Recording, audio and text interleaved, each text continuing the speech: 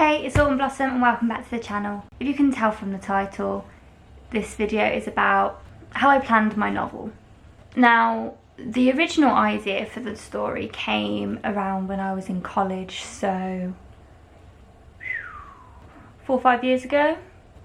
During my time at college, I got really into conspiracy theories and the idea that some of the key events in our history were conducted by people in higher positions to give reason for us to be in certain countries conducting certain kinds of research, those sorts of things. And some of them to me seemed quite believable at the time, and that's when I started writing this novel. So when I started the novel, I titled it Insurrection. The definition is a situation in which a large group of people are trying to take political control of their own country with violence.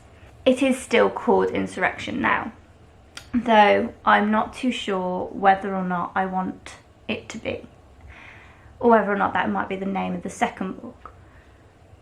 We don't know right now. I am trying to figure it out. I'll wait until I get other people to read it to see whether or not they agree. But basically, my story is based around the main character, Ray.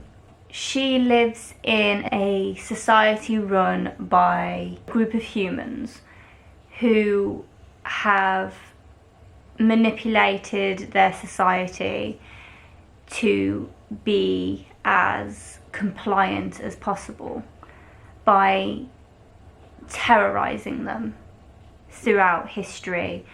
Now, through terrorize I mean random bombings, shootings, mine collapsing, factory fires, tragic events, and placing the blame of these events on different races.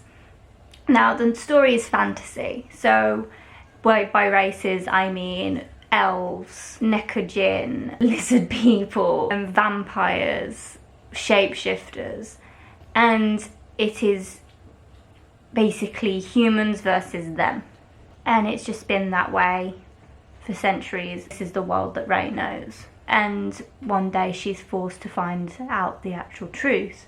But we're not really here to talk about the plots of my book.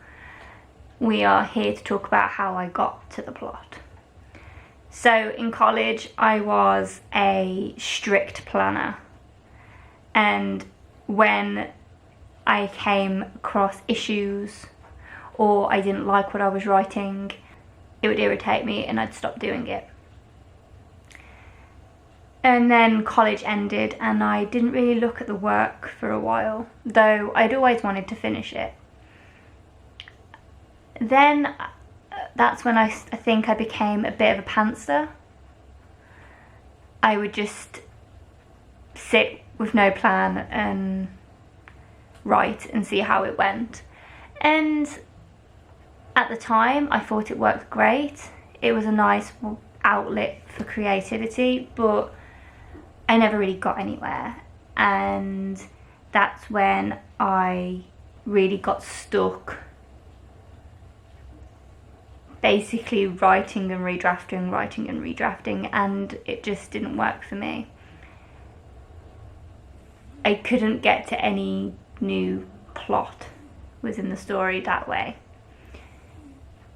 Which brings us to when I actually started to take it seriously after I graduated uni. And I don't know if the terminology is right, but plantser? Basically, I'm in between.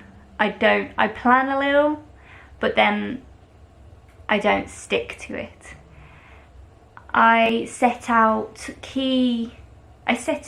did set out a chapter by chapter run through of the story, and all of those chapters that I've written down are key chapters, so they are already within the story, though they may be slightly tweaked, or the characters who are involved in the scene are different. But I mean, I think my goal was 40 something chapters and now I'm on 56, so I didn't stick to it. But I'll show you what I did anyway. But I created a little book, with all of the information for my world, and I sat down, I don't know for how many hours. I think it was a good solid 3 days. I worked on the world and the characters and their connections. I even worked on characters and know how they look even though they're not alive. And I felt that that was important. It made the world so much more real to me. And it was a great way for me to find ideas of where the story was going to go. So I first would start off with the world, and I would write I wrote here, how many pages? I wrote 2 pages on the world before the story started, so I could remember the reasons for the conflict that is constant throughout. It was basically a backstory, so if I ever wrote a prequel, I could use this section. What I then moved on to was characters and settings and weapons and tools. I decided to make mood boards through Pinterest, and as I had places already named, I just put photos to that place to help with description. So bases, towns, the city, the mansions she goes to, the places she lives. Then there's the different sets of people, the bad guys, the good guys, the in-between guys, the species, what kind of creatures am I actually having here, which ones are alive, which ones are dead. So this is how I set out some of the aspects. So this is Ray. Even if I never mention it in the book, I like to give my characters full names. It says when she was born, her age, her height, her eye colour and her hair colour, because these things are things that need to stay consistent within the book. She can't go from having blue eyes to purple eyes. And then underneath I would put relatives, heritage, power, and then little key facts that I need to remember because I need to bring them out later in the book. For instance, you know in Harry Potter how he looks like his dad but has his mother's eyes, those sorts of things. And as I've gone through, I have changed bits and pieces. For instance, if there's been a conflict between 2 characters, 2 men, I've done this. I made 2 of the main male characters have a bit of a fight, and their heights were a bit wrong for what was going on. I had made one of the characters 6'9" and the other one 5'2", which really didn't work for the confrontation that I wanted, because one of them is an elf and he was the smaller one. And elves aren't small from research. So I tried to match up their heights. Though I've planned it out, it isn't set in stone. I then, once I was happy with the main characters and the settings and the clothes and the weapons that I was using, I'd move on to the plot. Now I have up to chapter 41 planned, and like I said before, I edited as I went. When I started taking this seriously again and writing, I got a little bit too into it, and I realised that I'd actually moved bits and pieces around. So the plot is also full of little edits and notes that you'll see.